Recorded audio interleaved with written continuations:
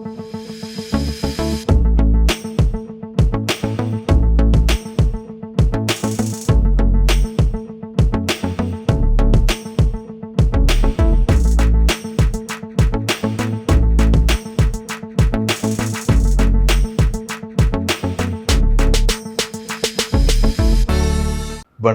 இலங்கை செய்திகளுடன் நான் நிரோஷன். விரிவான செய்திகளுக்கு முன் தலைப்புச் செய்திகள். தேர்தல் தொடர்பில் பல்வேறு தரப்பினர் முன்வைக்கும் ஆய்வு அறிக்கைகளை நம்ப வேண்டாம் என தேர்தல்கள் ஆணையாளர் நாயகம் கோரிக்கை. நாடாளுமன்ற உறுப்பினர் பதவியை ராஜினாமா செய்து தலத ஆத்துக்கூறல விரைவில் ரணில் விக்ரமசிங்கவுக்கு தமது ஆதரவை வெளிப்படுத்த உள்ளதாக வெளியாகும் செய்தி. அனைத்து இன மக்களும் ஒற்றுமையாக வாழ ஜனாதிபதி ரணில் விக்ரமசிங்க வழி செய்திருப்பதாக வெளிவிவகார அமைச்சர் அலி சஃப்ரி தெரிவிப்பு. ஜனாதிபதி தேர்தல் தொடர்பில் மேற்குலக நாடுகளும் ஆசிய பிராந்தியமும் கடுமையான கண்காணிப்பு நடவடிக்கையில் ஈடுபட்டுள்ளதாக தகவல். தொடர்பது விரிவான செய்திகள். எதிர்வரும் ஜனாதிபதி தேர்தல் தொடர்பில் பல்வேறு தரப்பினர் முன்வைக்கும் ஆய்வு அறிக்கைகளை நம்ப வேண்டாம் என தேர்தல்கள் ஆணையாளர் நாயகம் சமன்சிறி ரத்நாயக்க மக்களிடம் கோரிக்கை விடுத்துள்ளார். நேற்றைய தினம் இடம்பெற்ற ஊடகவியலாளர் சந்திப்பில் கலந்து கொண்டிருந்த அவர் ஜனாதிபதி தேர்தல் தொடர்பாக சரியான கணக்கெடுப்பு எதிர்வரும் செப்டம்பர் மாதம் 21ஆம் தேதி நடைபெறும் என்று தெரிவித்தார். அதற்கு மேலும் 1 மாத கால அவகாசம் இருக்கும் எனவும் அந்த காலப்பகுதியில் பெறுபவர்கள் தொடர்பாக விசேட வேலைகள் எதுவும் செய்ய வேண்டிய அவசியம் இல்லை என்றும் சுட்டிக்காட்டியுள்ளார். இதன்படி பல்வேறு விடயங்களை அடிப்படையாக கொண்டு பல்வேறு தரப்பினரால் தவறாக வழிநடத்தப்பட வேண்டாம் என்றும் வாக்காளர்களிடம் கோரிக்கை விடுத்தார். அந்த ஆய்வுகளின் அடிப்படையில் தனது கருத்தை மாற்றிக்கொள்ள வேண்டிய அவசியம் இல்லை என்றும் ஒரு குடிமகன் என்ற முறையில் தாம் விரும்பும் கட்சி அல்லது ஒருவருக்கு வாக்களிக்கலாம் என்றும் அவர் வலியுறுத்தினார். தேர்தல் சட்டமீறல்கள் தொடர்பான முறைப்பாடுகள் அதிகரித்துள்ளதாக தேர்தல்கள் ஆணைக்குழு தெரிவிக்கின்றது. ஜனாதிபதி தேர்தல் தொடர்பாக ஆணைக்குழுவுக்கு இதுவரை 836 முறைப்பாடுகள் கிடைக்கப்பெற்றுள்ளதாகவும் தெரிவிக்கப்பட்டுள்ளது. இவற்றில் 812 முறைப்பாடுகள் தேர்தல் சட்டமீறல்களுடன் தொடர்புடையவாகும். ஜனாதிபதி தேர்தலின் போது அரசு சொத்துக்களை துஷ்பிரயோகம் செய்வதும் குறிப்பிடத்தக்க அளவில் அதிகரித்துள்ளதாக தேர்தல் கண்காணிப்பாளர்கள் தெரிவித்துள்ளனர். ஜனாதிபதி தேர்தல் தொடர்பில் பிப்ரவரிக்கு 228 முறைப்பாடுகள் கிடைக்கப்பெற்றுள்ளதோடு ஜனநாயக சீர்திருத்தங்கள் மற்றும் தேர்தல் ஆய்வுகளுக்கான நிறுவனம் 150 முறைப்பாடுகளையும் பெற்றுள்ளது. அரசாங்கம் வாக்காளர்களுக்கு லஞ்சம் வழங்கி வாக்குகளை பெறுவதாக பிப்ரல் அமைப்பின் நிறைவேற்று பணிப்பாளர் ரோஹன் ஹெட்டியாராச்சி தெரிவித்துள்ளார். ஐக்கிய மக்கள் சக்தியின் சார்பில் கடந்த பொது தேர்தலில் ரத்னபுரி மாவட்டத்தில் போட்டியிட்டு வெற்றி பெற்ற தலத ஆத்துக்கூறல கடந்த நாடாளுமன்ற அமர்வில் தமது நாடாளுமன்ற உறுப்பினர் பதவியினை ராஜினாமா செய்ததோடு விரைவில் அவர் ஜனாதிபதி ரணில் விக்ரமசிங்கவுக்கு தமது ஆதரவை வெளிப்படுத்த உள்ளதாக தெரிய வருகிறது. ஐக்கிய தேசிய கட்சி பிளவுபட்டு கிடப்பதை பார்க்க கவலையாக உள்ளதாக கூறியிருந்த தலத ஆத்துக்கூறல கட்சி மீண்டும் ஒன்றுபட வேண்டும் எனவும் ரணில் விக்ரமசிங்கவே 1994ஆம் ஆண்டு முதல் கட்சியினை பாதுகாத்ததாகவும் கூறியிருந்தார். இந்த நிலையில் ஐக்கிய தேசிய கட்சியினை நிறைவேற்று சபை கூட்டத்தில் கலந்து கொள்ள தனது ஆத்துக்கூறலுக்கு அழைப்பு விடுக்கப்பட்டுள்ளது. ரணில் விக்ரமசிங்க தலைமையில் எதிர்வரும் 28ஆம் தேதி ரத்னபுரியில் நடைபெறவுள்ள பிரச்சார கூட்டத்தில் தனது ஆத்துக்கூறல மேடியேறி ரணிலுக்கான தமது ஆதரவு நிலைப்பாட்டை வெளிப்படுத்த உள்ளதாகவும் தெரிய வருகிறது. தலத ஆத்துக்கூறல ஐக்கிய தேசிய கட்சியின் முக்கிய தலைவர்களில் ஒருவரான காமினி ஆத்துக்கூறலவின் சகோதரி ஆவார். 2001ஆம் ஆண்டு ஐக்கிய தேசிய கட்சியின் ஆட்சி மலர காமினி ஆத்துக்கூறல முக்கிய பங்காற்றியவர்களில் ஒருவர். காமினி ஆத்துக்கூறலவின் எதிர்பாராத மரணத்தால் தலத ஆத்துக்கூறலவுக்கு அரசியலில் பிரவேசிக்கும் வாய்ப்பை ஐக்கிய தேசிய கட்சி வழங்கியது. தலத ஆத்துக்கூறல 2004இல் முதலில் நாடாளுமன்றத்திற்கு தேர்ந்தெடுக்கப்பட்டார். மேலும் 2010, 2015 மற்றும் 2020ஆம் ஆண்டுகளில் பொது தேர்தலில் அவர் ரத்னபுரி மாவட்டத்தில் இருந்து வெற்றி பெற்று நாடாளுமன்றத்திற்கு தேர்ந்தெடுக்கப்பட்டார். 2020இல் ரத்னபுரி மாவட்டத்தில் 45,105 வாக்குகளை பெற்று ஐக்கிய மக்கள் சக்தி சார்பில் நாடாளுமன்றத்திற்கு தலத ஆத்துக்கூறல தேர்ந்தெடுக்கப்பட்டார் என்பதும் சுட்டிக்காட்டத்தக்கது. கட்சியின் நிறைவேற்றுக்குழு ஆதரவாளர்களை மாவட்ட ரீதியாக சந்தித்த போது அதிகபட்ச ஆதரவு சஜித்திற்கே இருந்தது. மாற்று கருத்தும் இருந்தது. ஆனால் அதிகபட்ச ஆதரவு சஜித்துக்கு இருப்பதால் முடிவுகளை மேற்கொண்டோம் என அகில இலங்கை மக்கள் காங்கிரஸ் கட்சியின் தலைவரும் பாராளுமன்ற உறுப்பினருமான ரிஷாட் பதியுதீன் தெரிவித்துள்ளார்.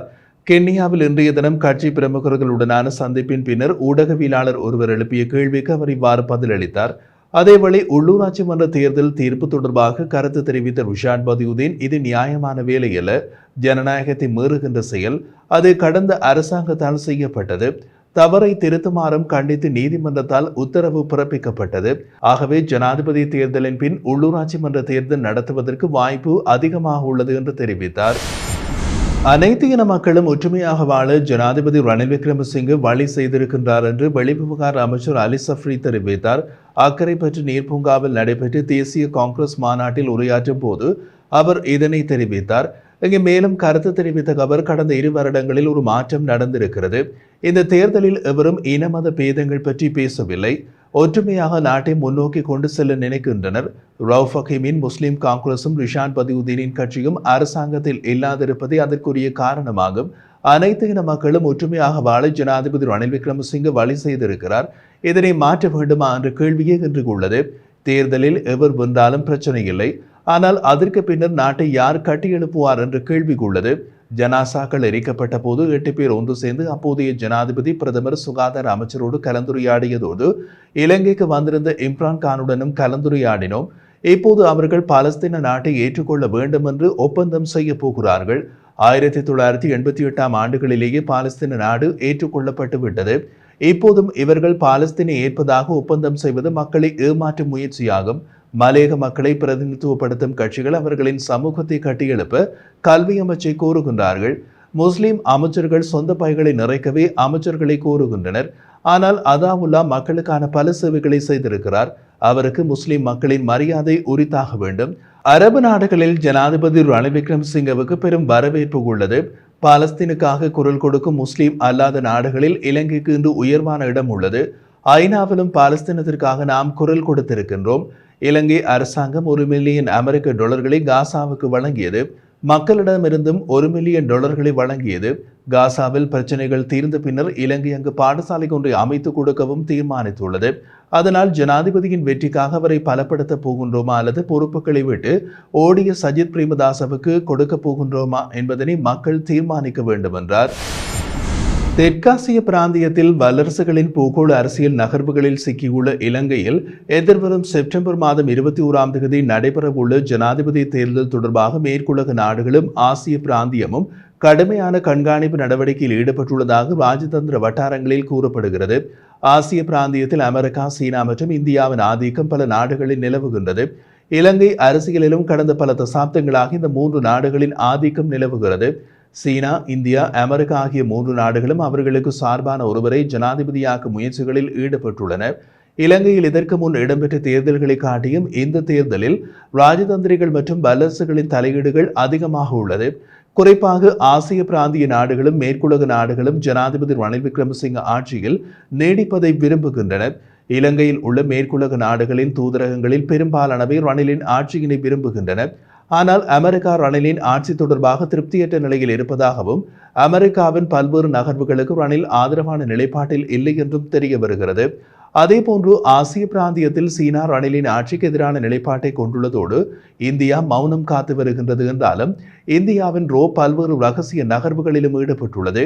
வெற்றி வாய்ப்பு தொடர்பாக எழுந்துள்ள சிக்கல்கள் காரணமாக இந்தியா மௌனம் காப்பதாகவும் அமையப்பெறும் அரசாங்கத்தோடு இணைந்து பயணிக்க உத்தேசித்துள்ளதாகவும் இந்திய தூதரக வட்டாரங்கள் தெரிவிக்கின்றன. கடந்த வாரம் நிகழ்வொன்றில் உரையாற்றிய இந்திய உயர்ஸ்தானிகர் சந்தோஷ் யா, அடுத்து அமையும் எந்த ஒரு அரசாங்கத்தோடும் இணைந்து பணியாற்ற இந்தியா தயாராக இருப்பதாக கூறியிருந்தார். அவரது இந்த கருத்து இந்தியாவின் மௌனத்தை வெளிப்படுத்துகிறது. என்றாலும் எதிர்க்கட்சி தலைவர் சஜித் பிரேமதாச வெற்றி பெறுவதை இந்தியா விரும்புவதாக பல்வேறு புலனாய்வு செய்தியாளர்கள் கடந்த காலத்தில் கருத்துக்களை வெளியிட்டிருந்தனர். ஆசிய பிராந்தியத்தில் பலமான நாடுகளாக உள்ள ஜப்பான், தென்கொரியா, சிங்கப்பூர், மலேசியா, அரபு நாடுகள் மற்றும் மேற்காசிய நாடுகள் ரணிலோடு சுமூகமான உறவை கொண்டுள்ளதால் சமகால ஆட்சியின் நீட்சியினை இந்த நாடுகள் விரும்புகின்றன. இலங்கையின் ஜனாதிபதி தேர்தல் தொடர்பில் வெளியாகியுள்ள சகல கருத்து கணிப்புகளில் எதிர்க்கட்சி தலைவர் சஜித் பிரேமதாச மற்றும் தேசிய மக்கள் சக்தியின் தலைவர் அனுருகுமார திசாநாயக்க ஆகிய இருவரில் ஒருவருக்குத்தான் வெற்றி வாய்ப்புகள் அதிகமாக இருப்பதாக தெரிவிக்கப்பட்டது. என்றாலும் தேர்தலை வெற்றி கொள்ள ரணில் விக்ரமசிங்கே தரப்பு பல்வேறு ராஜதந்திர நகர்வுகளில் ஈடுபட்டுள்ளதாகவும் மக்களின் ஆதரவை பெற்றுக்கொள்ளும் பிரச்சார உக்திகளை கையாண்டு வருவதாகவும் அறிய முடிகிறது.